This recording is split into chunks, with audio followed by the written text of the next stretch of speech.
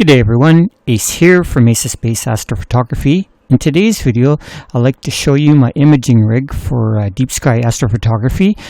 Tonight I'm imaging the WhirlPool Galaxy, and I'm doing that at 2000 millimeters focal length. I'm using my Edge HD 800, the 8-inch telescope on my AVX mount with my ZWO ASI 1600 cool camera with the LRGB filters and hydrogen alpha filter.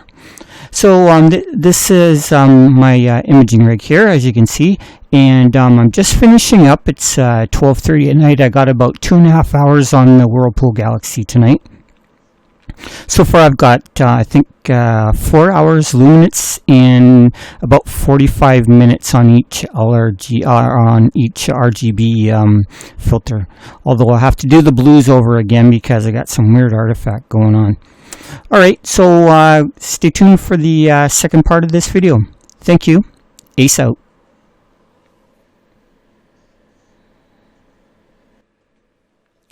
Good day everyone, Ace here from Ace Space Astrophotography.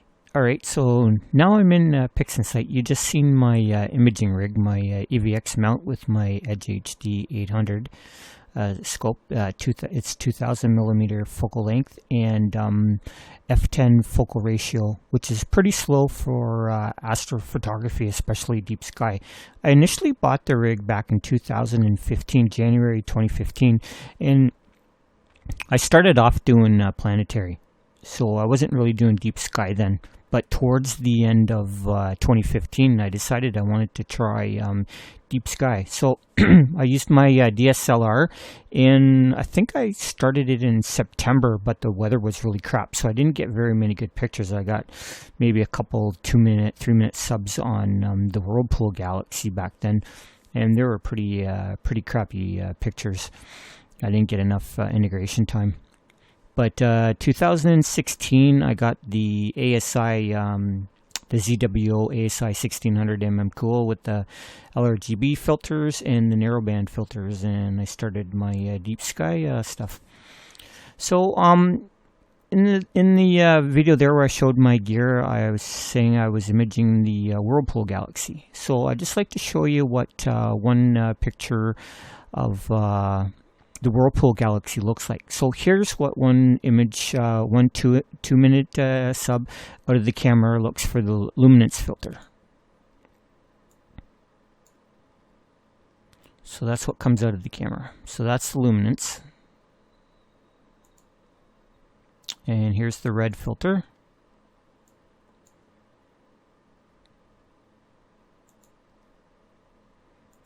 Green filter.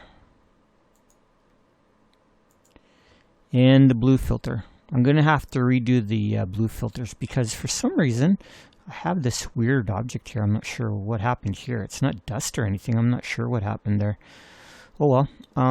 So it's only, I think I got 30 or 40 minutes of blue anyway, so it's not that bad, but still have to reshoot the blue. So that's what one image looks like. Alright, so now after I've cropped them, come here, here's now all the luminance filter images all stacked together. I think that's 4 or 5 hours of luminance. And then for red, I think this is 45 minutes. And green is 45 minutes, and blue is like half hour, I think, or 45 minutes. I can't remember. But anyways, I got to redo them. All right. So the next step here was the RGB image. Oh, nope, wrong one. There we go. So that's the RGB image after I did the channel combination. Doesn't look like anything spectacular. Alright, so now after combining everything in the LRGB combine and doing all the noise reduction and everything, this is what I've come up with so far. Doesn't look too bad. It would be nice to have a little more color. I got to shoot at least another hour of RGB for each, or like another hour of R, the red, the green, and the blue. And I've got, I think it was 4 or 5 hours of luminance, so I'm going to shoot at least another 5 or 6 hours. And I also want to get a couple hours of hydrogen alpha added into that, because there's a lot of hydrogen alpha in the WhirlPool Galaxy. So that's basically what I have so far. It's not complete, but doesn't look too bad. And as you can see the, I'm not sure what it is, but some type of defect from the blue filter came through in the final picture. So it's still got a little bit of work to do. All right, that's all I have. Thanks for watching. Ace out.